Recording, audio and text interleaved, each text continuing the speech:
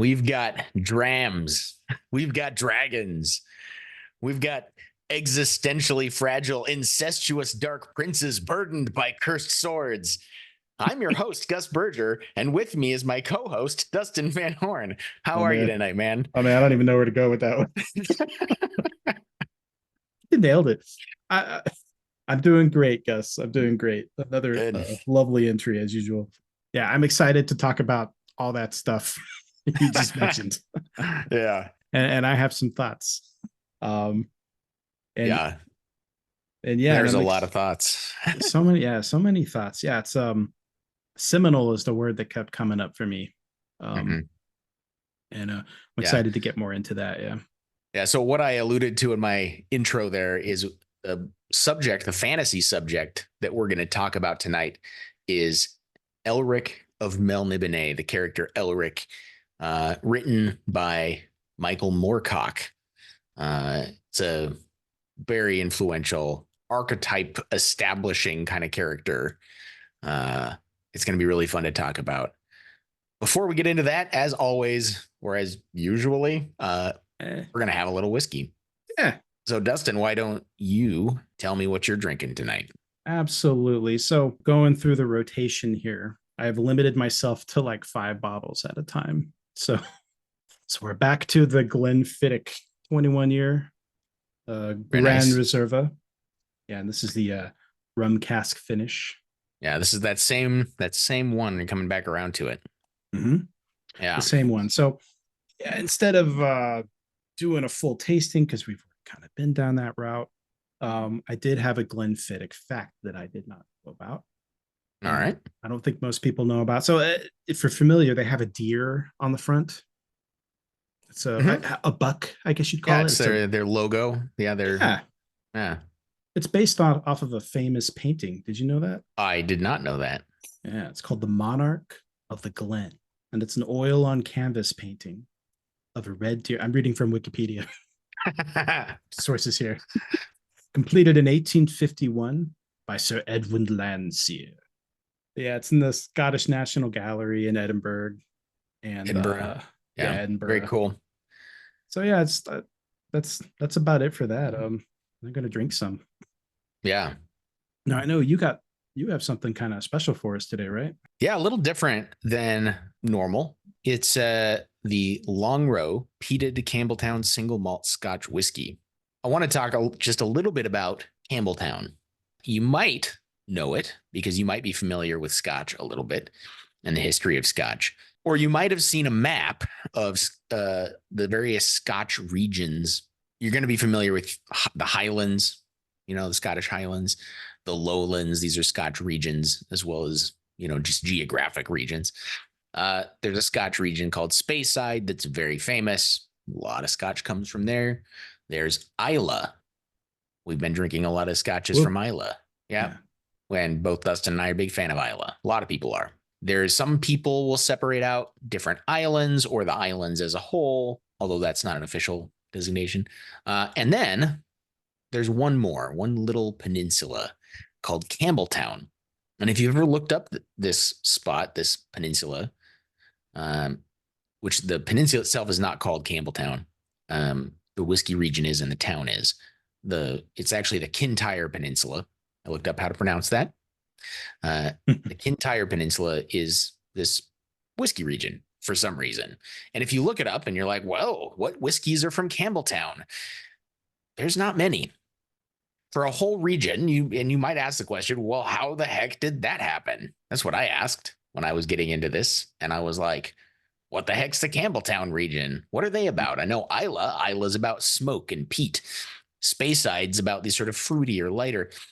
Lowlands are more about blends and about sort of almost Irish style whiskeys. The Highlands are sort of big, chunky flavors. What's Campbelltown about? Well, there's hardly anybody making whiskey in Campbelltown. Why is it a region? And it comes back to the history. And there's a story there, as there often is with Scotch. During the 1800s, and especially in the early part of the 1800s, so in maybe the 1820s and 1830s, there was a huge Scotch boom in Scotland. And Campbelltown was kind of at the center of it. You might say, why this little town in the middle of nowhere? Well, it was geographically really favorable. They had a deep water port. At the time, it was called the Scotch capital of the world. There were over 30 distilleries making Scotch in Campbelltown. Wow. 30, right? Yeah. That's not a small number of distilleries for one little town to have. That's like a factory town, basically. It's huge production of whiskey. And you gotta understand also, most of this was produced for blending. Most of the Scotch produced in Campbelltown was produced for export. It wasn't produced for consumption in Scotland or even England, right? We're talking about stuff that was getting sent to America. In 1890, big blending company, Pattinsons of Leith, went out of business, brought a bunch of places sort of down with it, a bunch of other firms and distilleries down with it. During World War I, the town struggled. But with the exception of a few places going under in 1890, most places stayed open. And then in 1920, America did something really stupid. We enacted prohibition. Yeah, the 20s. And then the Great Depression happened in 1929. And when prohibition was finally lifted in 1933, of all those distilleries, 2 were left. Two. Wow. Those distilleries are still going today. They are Springbank and Glen Scotia. Those are the only 2 still producing whiskey in 1933 when everything kind of started to get going again. There was a whole bunch of others. I mean, there are a lot of factors here, but the big one was prohibition. By far and away, the biggest one was prohibition. There are a couple distilleries left, and a couple more have opened up in more recent decades, so that nowadays you can still, this almost like relic of what there once was. I talked about Springbank and Glen Scotia being these 2 distilleries. Well, Springbank is family owned. They've owned it forever. And they've kind of resurrected, almost ghostly, like ghost-like, like necromancy, resurrected 2 old scotches that they now produce that are old Campbelltown scotches. Those are Hazelburn and Longrow. Now, I decided I wanted to try one of these. Some of them can be a little tricky to find, though you can usually. I decided to go with the Longrow because I'm a big peated whiskey fan. So it has no age statement. It's 46% alcohol, no color added, not chill filtered. It's kind of done old school, right? It's double distilled. They make a point of saying that because they're going for more like a rich, oily kind of thing. Yeah, so that's fascinating. So they had an export economy, and because of prohibition, because their export market failed, you have these 2 distilleries left. And so when you're tasting this, it's like you're getting a taste of that history there.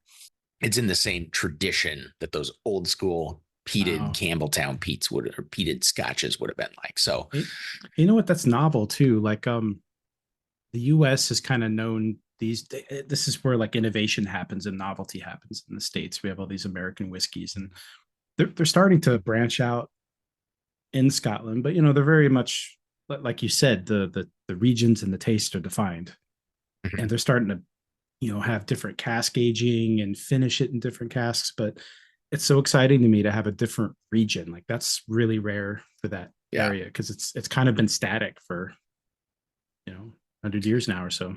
Poured myself a glass. I'm just gonna get in there and just do some notes real quick. We're gonna start. The color almost looks a little bit like apple juice. You can see it in the light there in the camera. It looks almost like apple juice. It looks a lot like my 21 year here. It's about the same. Let's say yours is a little darker. A little bit. Yeah, yours is a little darker. It's got some nice legs on it. It's got some nice legs. I don't know if you can see that. There's it's very viscous, right? Like I mentioned, it's only twice distilled, right? Yeah. So the smell, it is peaty, but it's a different kind of peat. More floral almost, or more vegetal. It's still got a little bit of smoke on the nose, getting some appley notes along with that. So there's some sort of dense vegetal smoke. I don't know how to describe that other than that. It's got a nice, fruity, appley quality to it, like tree fruit. Nice. It's also got that. It's got a very nice malty smell to it. It's very straightforward in that way. Gus is tasting it now, by the way, if you can't see. Yeah. You can't see me, so tasting. You temporarily stopped. Yeah. Well, I'll cut out like the big gap there. So Oh no, I'm going to talk about your face when you drink it. on the palate, it's not real smoky. But it is there. It's the first thing I taste. Then I also get some sweetness. That comes next. It's actually got a fairly sweet, and I don't mean sweet in terms of notes. I mean like on my tongue, sugar.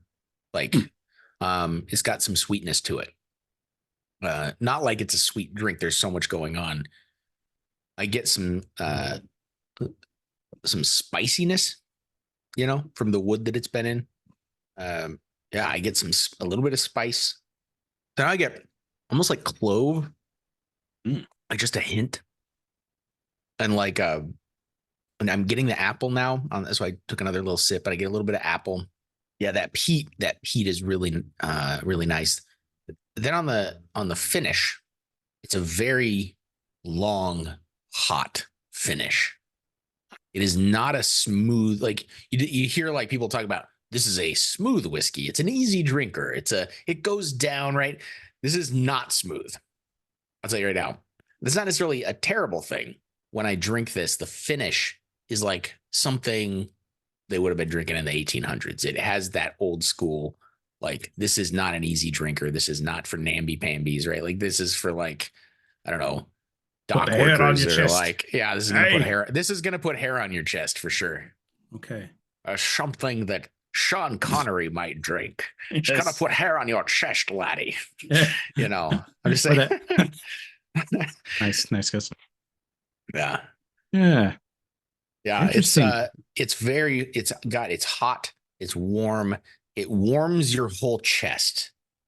I know this is not happening right now, but my wife, when she tasted a little bit of it, she was like, it's like I have heartburn, like, because it's not an easy drinker. This is not a smooth, easy drinker. I don't think it's that bad. Like, it doesn't make me feel like I have heartburn. I don't think it's that bad, but then I guess I'm more used to whiskey than she is, right? This is not for a new drinker. I would recommend this if you want to kind of feel like you're tasting history. You know what I mean?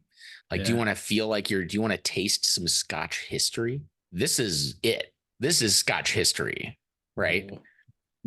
So I like it. I like peated whiskeys. I like the smoke. I like the malty, smoky. It's very straightforward. Is this, and maybe this ties in with the book a little bit too, like, it's helpful to know the history of it so that you can appreciate the context. Absolutely. Right on, man. Dude, thanks for sharing all that about the whiskey. And full disclosure, I'd never heard of the region, never heard of the whiskey. It's all new information for me, so thank you. I think that's a great segue. This book, like I mentioned earlier, it's seminal, and I've read so much fantasy at this point that's when I read this book, and I haven't finished everything, but I could not stop seeing the patterns that I've read for decades now, repeated in this. So yeah, I'd love to jump in and talk a bit more about the book. I know this is kind of your baby. Hey, no, go ahead. I'm really curious. I know, I have all my thoughts. I have all my things that I want to talk about, but I'm also like just really curious as a longtime fantasy reader, who in your case, you haven't really read this. I was really curious how it hit for you. Well, I'll start us off here, and I'll try to keep it short. But that's the first thing that jumps out to you with this book. It's from a different era of fantasy. It's got that real cool, like, pulpy 70s, think like Boris Vallejo style art. Yeah. Well, it depends which art, because they got the old school art, right? You got the old school art from, the 60s or 70s, like when this stuff was getting published. But the modern books, it's the same artist who did, like, I kind of blanking on his name. I really ought to know this because I really appreciate his art. He did like the Dark Sun art back in the day. Yeah. Back in like sense. The 90s. Yeah. That's the bell that was ringing. Yeah. Yeah. But so that's just from the get-go. You look at it and go, this is classic. This is old school. And I always feel like I'm in a treat. I'm in for a treat because, like with all seminal works, there's this weird sensation where you're reading it and your brain goes, "Oh, that's a trope I've read 1,000 times before," but then you realize, no, this actually set the trend for that. Mm-hmm. And I read it. I think something distracting for me was I did the audiobooks, and I wasn't the biggest fan of the speaker, of the reader. Oh, I hate that. Yeah. It can Yeah, ruin a book when there's a reader that's not good. Is it? Yeah. yeah. So Yeah. something. So I'd like to reread it in person. So I think it might have skewed my perspective a little bit on it. Well, maybe I Um. can mail you the book or something because Oh yeah, I'd love that. yeah.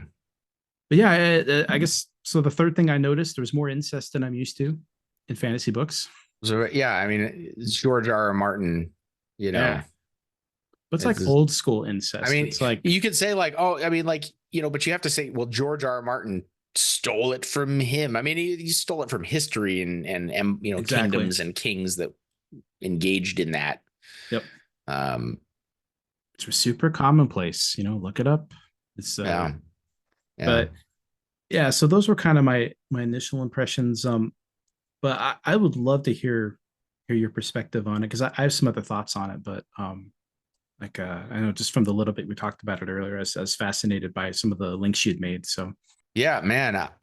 There's a lot I could say about this book and this mm, series. I mean, we say book, this character, this author, and this series. It's not just one book. So these stories, many of them are short stories and novellas, and the first one was published in 1961. That was The Dreaming City. It was just a short story. mhm. Uh, Moving from there, he kept publishing just different short stories and eventually a couple of novels and longer novellas and some shorter stuff and continued to publish shorter stuff. I'll tell you the most recent, and I haven't read this one, the most recent story of Elric, written by Michael Moorcock, came out in 2022. He's still writing. I mean, imagine for a moment if somebody who was almost as important, somebody who was as important to fantasy as Robert E. Howard or Tolkien or C.S. Lewis was still writing today. Well, guess what, folks? He is. He is still alive. He is still writing, at least as of the recording of this. 84 years old. Yeah, he's Yeah. 84. He was very young, by the way, when he was writing and coming up with this stuff, right? He was a pretty young man.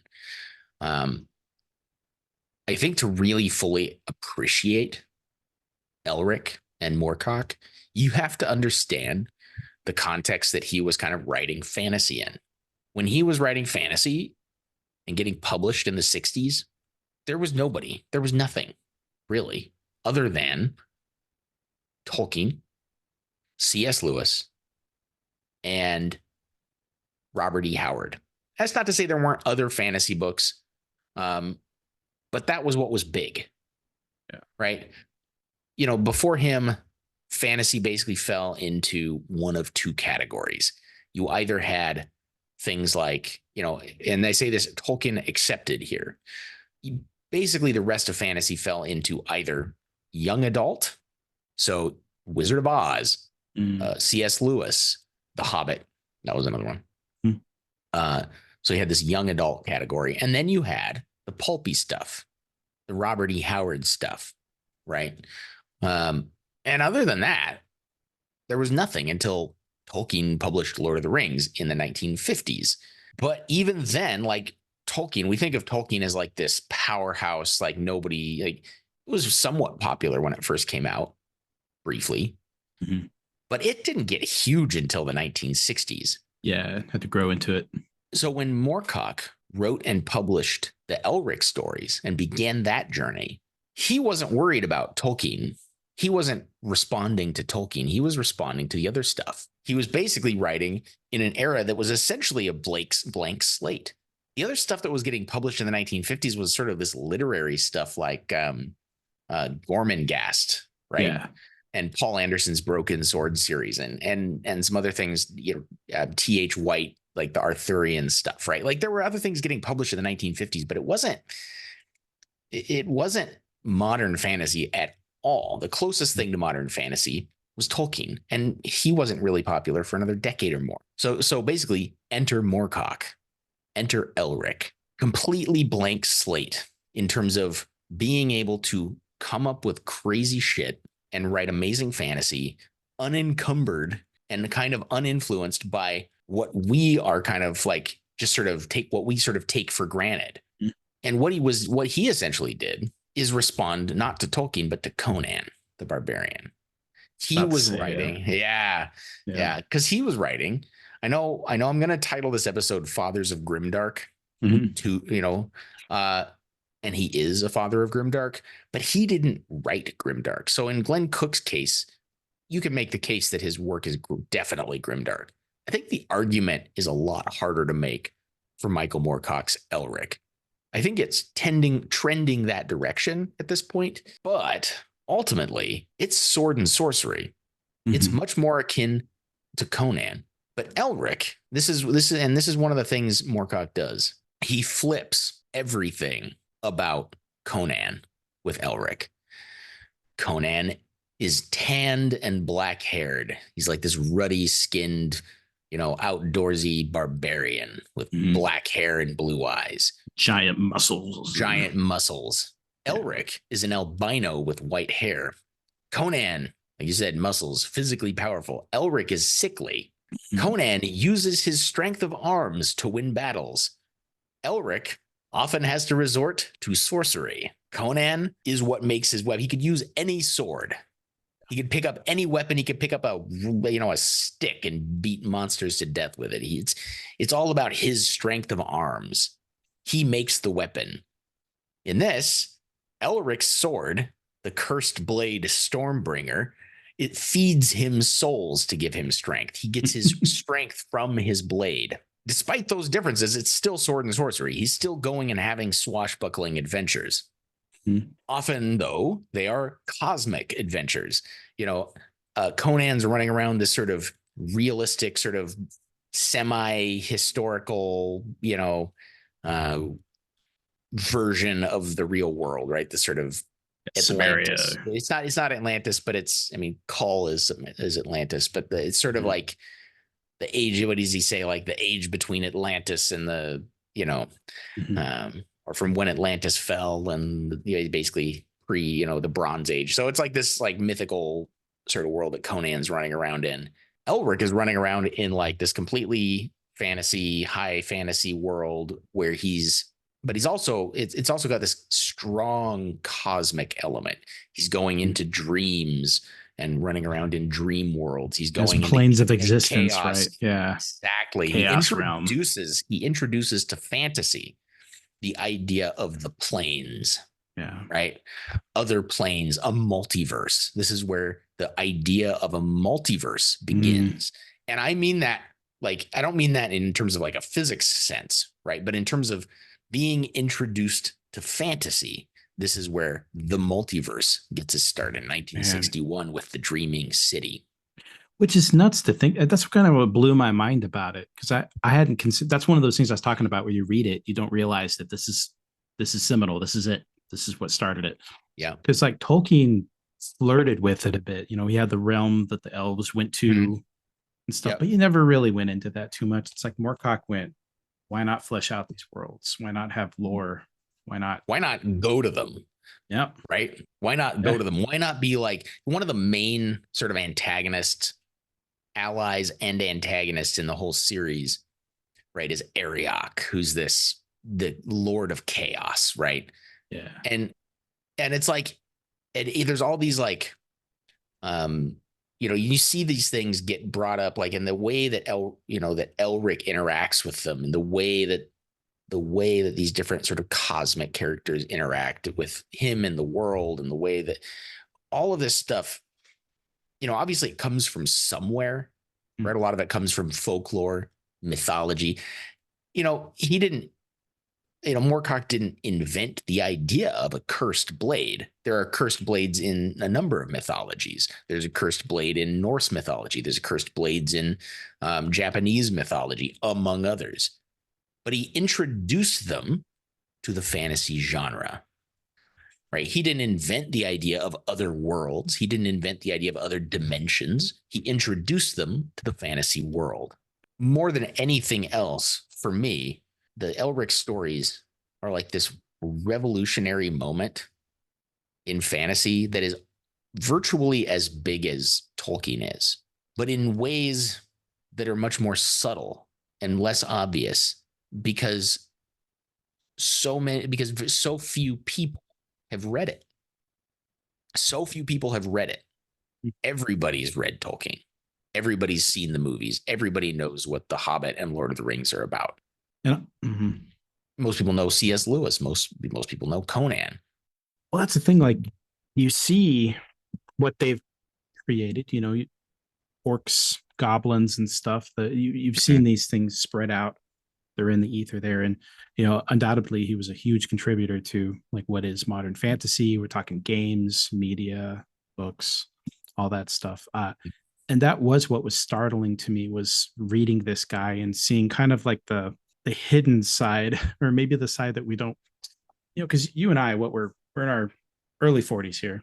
It's just always been ubiquitous. Like the fact that there are planes and the fact that there is a realm of chaos. I grew up doing 40K stuff. And specifically Warhammer 40K. Yeah. Right. Yeah. And when I played Man of War, which was the naval battle one. Mm-hmm. And I was a kid and I was like, oh, of course there's realms of chaos. There's and chaos has an element of helping you while also taking something from you. And like there's a great scene in Moorcock's book where he describes like when he meets his demon and he sees he's a beautiful, like a perfect human, but then the eyes are dead. Yeah. Dead eyes. And then he sees the true form later and it's this grotesque thing. But yeah, the point of that is it's been ubiquitous for our whole lives. And then to see it here in the early 60s laid out like that, I'm thinking Magic the Gathering doesn't exist without this. Warhammer doesn't exist. Marvel doesn't exist. Like, I would argue Dungeons and Dragons cosmology. Yeah. I mean, Dungeons and Dragons, I think, would still exist, but would their cosmology be anything like it is? No, I don't think so. No, it's he created not just this archetypal character for fantasy, but his cosmology is influenced. I would say it's influenced more things than Tolkien's cosmology has. Because Tolkien had a whole cosmology. You read the Silmarillion, like he's got this whole cosmology in place. Nobody copies that one. Nobody. It's not that engaging. A lot of people don't even read it. Yeah. I think self-included. I've tried. I have tried. I would say I have never read the whole thing. I've read a bunch of it. Yeah. I've never read the whole Silmarillion like front to back. I've read some big chunks of it. But nobody copies the Silmarillion. People copied, Lord of the Rings, The Hobbit all the time, hugely. The Silmarillion, the cosmology, not really. It's kind of boring. It's kind of dry. Moorcock's cosmology is not dry. I would say it's incredibly engaging. It's incredibly interesting. His characters are steeped in it fundamentally. Like it's not just sort of a backdrop. The characters are literally like steeped in it. He's, Elric is, this sort of prince of this former sort of dark empire that's fallen, right, and declined. And it's not completely gone, right? There's a little bit of it left, right? But, as the prince, he's like, basically sworn to chaos, and chaos is like promised to aid him, basically. It's interesting. It's one of the first fantasy that it's the earliest fantasy that I could think of where the good guy is kind of like part of the bad faction, part of the evil faction. Yeah. It's fantastic. He's this character that sort of has he's sort of this anti-hero character.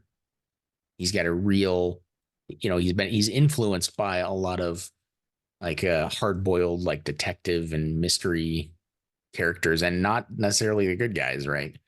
The word I would use to describe him is he has this sort of existentialist like ennui about him. he's world weary, Yeah. right? He kind of just doesn't care that much about very many things. He's I very think chaotic too. Like he is, he's a yeah. chaotic character. Not only in his actions are very chaotic. He's and that goes over to that too. He's got a couple things he's not chaotic about. Like he loves his lady. It's one of the things. Well, and he wants to be good ultimately. Yeah. He wants to change Melniboné. He wants to change the place that he's from, but this sort of horrible, evil place. I mean, all the horrible, evil, despicable things that you think about, like the Roman Empire, Roman emperors doing. Well, everybody's doing that in Melniboné, right? They're just terrible people, and he wants to change that. He wants it to be better. And so one of the things that he goes off to find Tanalorn, which is this city, this sort of mythical or semi-mythical city that sort of represents everything good in the world. And it's a big part of the story overall. Eventually he does go there in the books. Spoiler alert. But it's the sort of thing where like he's sort of rebelling against his own people, even though he's the prince, just simply because he's not obeying their customs. He's not doing all that stuff because he wants to be good ultimately. Which is that's kind of what I was getting at before with him being chaotic. I mean, he's pledged himself to a chaos god, right? And you think when you think of a god being pledged to that, you're like, oh, well, you want to obey him, right? No. Elric does what he does. Yeah. And in fact, when he does something against the grain, he gets more favor because he's being chaotic. Yeah. And part of that, yeah, subverting his kind of bloodlines. And it's not a nice bloodline either. There's that scene in the beginning where he's laying with his paramour, and the lightning flashes, and she sees a demon in him, like she sees something that horrifies her, and he's got this legacy in there. And yeah, it's really fun to watch him kind of struggle against that, and also be an agent of chaos. And yeah, you're right, you don't see that very often. Even now, but especially then. Yeah. There was no character like this in fantasy, I would argue, anywhere in any genre to this extent. If there is, I can't think of it. Like, I know he had inspirations for this character, but they were just sort of loose inspirations. And what he made out of those is something wholly original. And I think it has influenced countless fantasy authors in the years since. And like you said, in ways that you take for granted. Yeah. Well, we talked about this the other day, just the white hair person. I mean, what? Yeah, you had a whole list. I got a list. This blew my mind. I've got a list, and it's a much bigger. And I want to be clear before I read this list. It's actually a much bigger list than this. These are just the ones that I thought, just me personally, I thought, yeah, this is a straight ripoff. This is like a 1-to-1 copy paste. This is Elric with like one little thing. We could call it an homage, maybe, to be. It's an homage, yes. Because I want to be clear here. A lot of these are great characters. There are things that are slightly different. Their stories are very different. They go in different directions. I am of the opinion that very few fantasy authors, even ones I love, are particularly original in the modern era. I think most people are riffing on themes at this point. That doesn't mean it's bad. Okay. But these are all straight up copies in at least major aspects of these characters I'm going to list here are basically taken straight from, or mostly straight from. Some of them are very popular characters. They're basically heavily inspired by Elric. Yeah, let's hear it. All right. So the first one is the first one is, I can't talk. I've had too much whiskey now. All right. So the first one is Geralt of Rivia. Boom. Of The Witcher fame by Andrzej Sapkowski. I know in the show they used Henry Cavill. He's not really hideous, but in the books he's described as being kind of horrifying to look at. The games kind of make him handsome as the games go on. Like the first game, he looks kind of like fish-like, kind of horrible. Anyway, in the books, he's described as being not handsome. He's described as being kind of horrifying. to look at. And he's an albino and he has swords and he's an anti-hero. The next one is Animander Rake of the Malazan books by Steven Erikson. I think of all of the ones I'm going to list, I would say it's actually just a straight up lift. Yeah, this might be closer to a ripoff than a it homage. Actually makes I know what I said about people, like I respect certain, like I'm going to respect authors about this. I actually think this is a little too close. Without being like a tongue-in-cheek thing with that, because it's a very serious, he takes it so serious, and it's a whole race of them, and they all have white hair, which we'll talk about. I got another list. Oh, all right, we're gonna get to that. But other things that have been taken from Moorcock, but because I want people to understand the depth and breadth of the influence this man has had. You think there's like 1, 2 more? There's not. There's a lot. So yeah. So Animander Rake, Drizzt, boom, from the R.A. Salvatore book, set in Dungeons and Dragons Forgotten Realms. Okay, exiled prince of an evil empire, white hair. I think in some ways he's more of like a good character. Drizzt is than Elric is. There's a lot of that sort of ennui with Drizzt, especially early on. Raistlin from the Margaret Weiss and Tracy Hickman Dragonlance books. Raistlin is a big one because he has actually something that few of these other characters have, which is he's sort of sickly. He's got that sort of sickly thing going on, and he's a wizard. So he's kind of gone a different way than like Geralt or Drizzt, right? Where Drizzt and Geralt are fighting. They're these sort of anti-hero characters fighting with swords, which is often what Elric does, but Raistlin is sort of goes the other way, and he's a magic user. Elric is both. Arthas from the Warcraft games. Arthas has the cursed sword even. He's a sort of a necromancer and a warrior. He's got the white hair. He's got the cursed blade. He's got the tragic story. Boom. Arthas. And he even has his sword.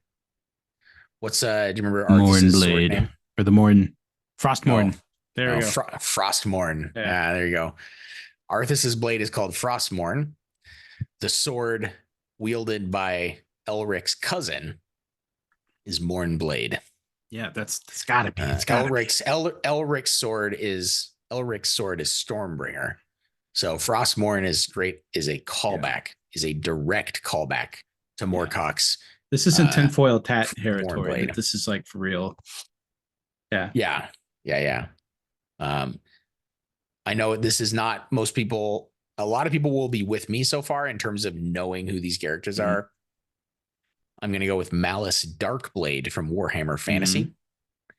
He lacks the white hair, but in virtually every other respect, he may be the most directly copied character. Question from Elric. Does he have something about him that makes him instantly like off-putting, or that you would just look at him and develop some sense of like otherness? Well, he's a dark elf, so in Warhammer Fantasy, they all kind of have that, right? They're kind of these Prince Nuada from the second Hellboy movie. Oh boy, I know. That's getting a little obscure here. Google that one. But he's straight up. I mean, there you go. He's an albino. He's white haired. He's a prince. He fights really well with a sword. He has the same sort of world weary vibe going on. He's like the main antagonist from the second Hellboy movie. So basically, Elric is the main antagonist. Yeah, Elric is the main antagonist for the second Hellboy movie. It's like a straight lift. It's why even though it's kind of a semi-obscure thing, it's why I put it in my list. Is because it's such a straight copy. I mean, you could even have that actor with the same makeup and everything, and it would just it really would. You can just cast that. Wild. Okay. Yep. Yeah. And then the other one that I have is a little less, maybe, I don't know how many people are going to get this one, but Griffith from Berserk. If you remember, and okay. You've watched Berserk or read Berserk? I have stayed up till 2 a.m. and watched Berserk. But Griffith from Berserk is another one I would put in there as Yeah. And that's my list. That is not the list. That is not the end of the list. There are literally hundreds. I Googled after I'd sort of come up with most of this list on my own. I was like, I knew there was some that I wasn't thinking of, so I Yeah. Googled it and I found some lists. There's actually a TV tropes list of I can't remember what the actual title of the page is, but it's basically like white haired protagonists, like, and it's a whole list, and it's this huge list, and in there they have Elric is like one of the entries, and they're basically like the original. Mm-hmm. Yeah. And one additional, and sorry, I don't mean to cut you off. You got more? Yeah, I don't no want worries. to It's direct your thought there. that's the list of characters. I have some other things I want to talk about Gotcha. that that are on the same vein. But go ahead with your if it's about the characters, go ahead. Hit the same thing. My overall sense of it, you know how you watch a Disney movie and inevitably one of the parents dies, and then it creates pathos for your character. It's an easy way to get your audience invested in them. I had to look it up because I didn't know the word. The opposite of pathos is nepenthe. Anything inducing a pleasurable sensation of forgetfulness, especially of sorrow or trouble, which doesn't quite sound like it fits. Yeah. I mean, the sorrow, the trouble maybe would fit, but that was just my overall.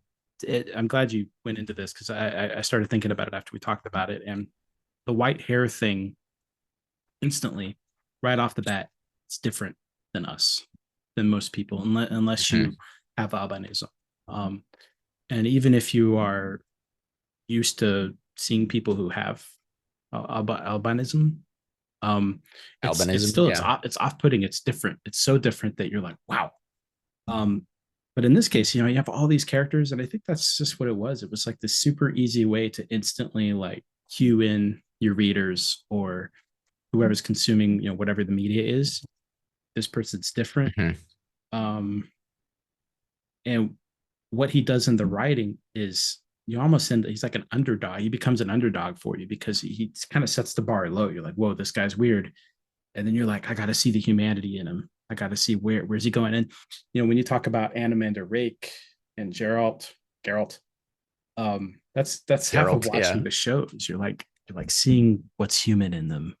And, and kind of like seeing their humanity come out or seeing their, I guess it's hard to put my finger on, but it got me thinking of like Data from Star Trek a little bit. He's this android designed to look like he's human, but in the show they gave him like super pale skin.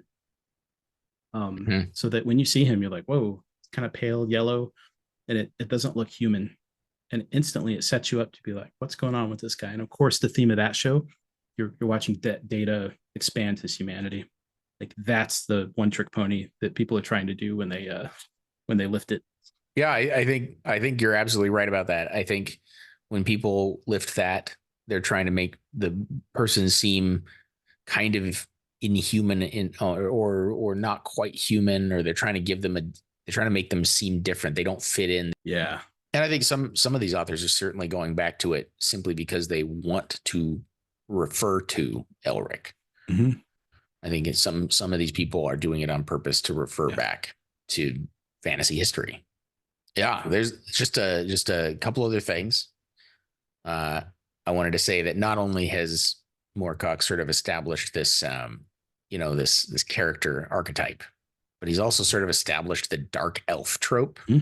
And there's many dark elf, there's so many dark elf, species, races, whatever you want to call it, peoples, from the dark elves of Warhammer, right, to the drow of Dungeons and Dragons, the Tist Andii from Malazan, and so many more.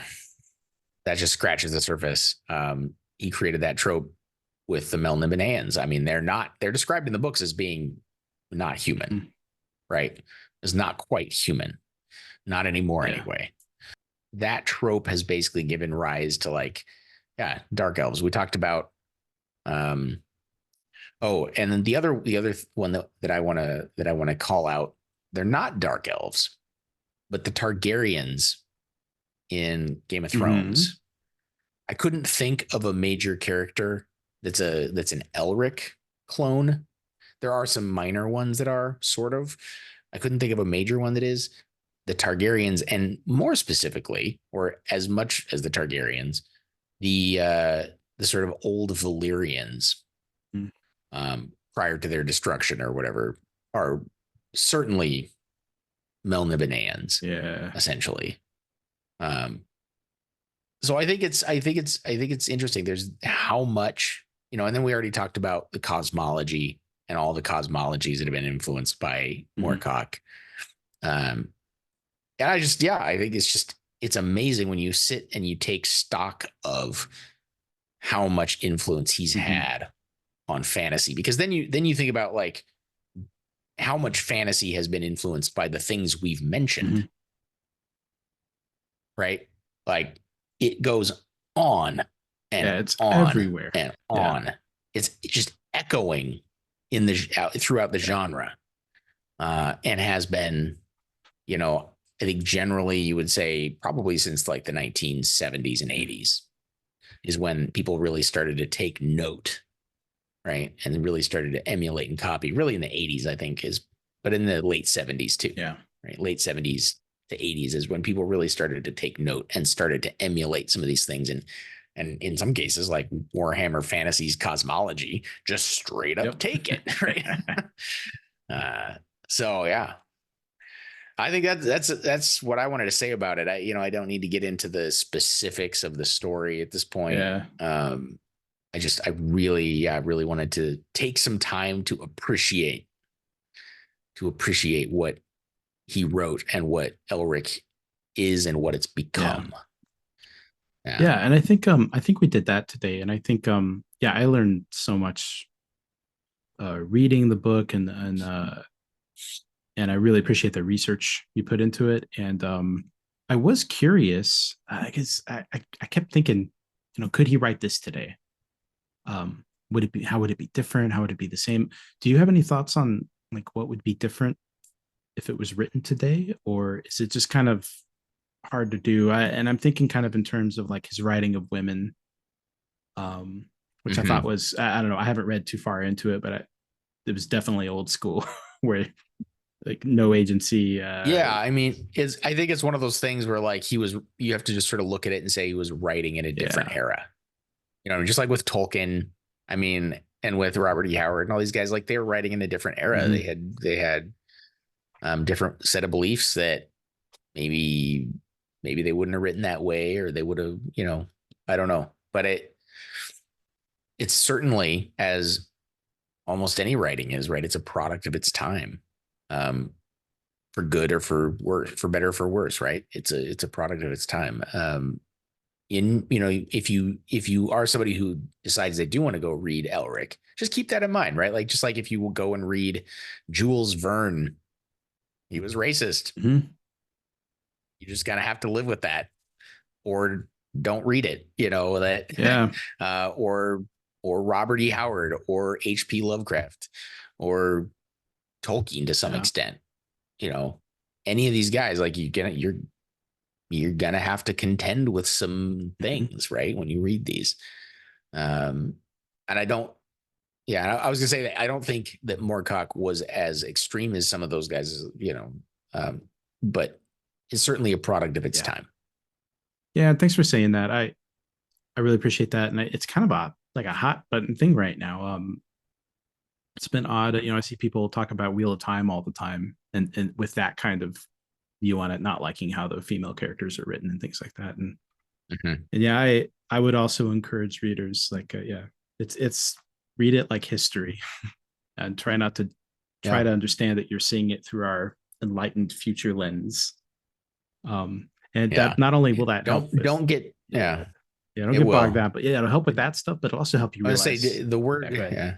No, Sorry. no, no. Sorry.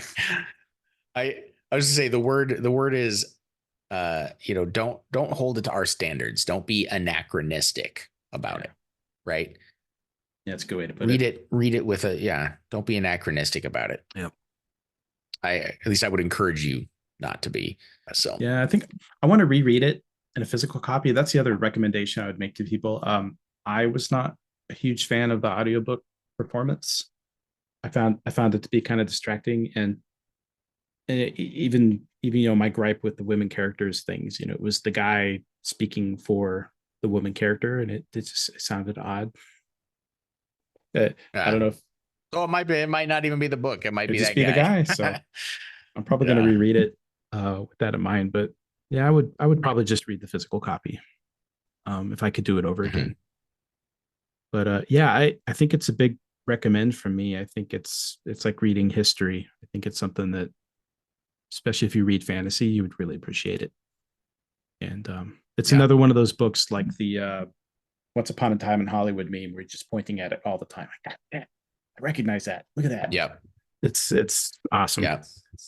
See, that's a big recommend from Drams and Dragons. So yeah.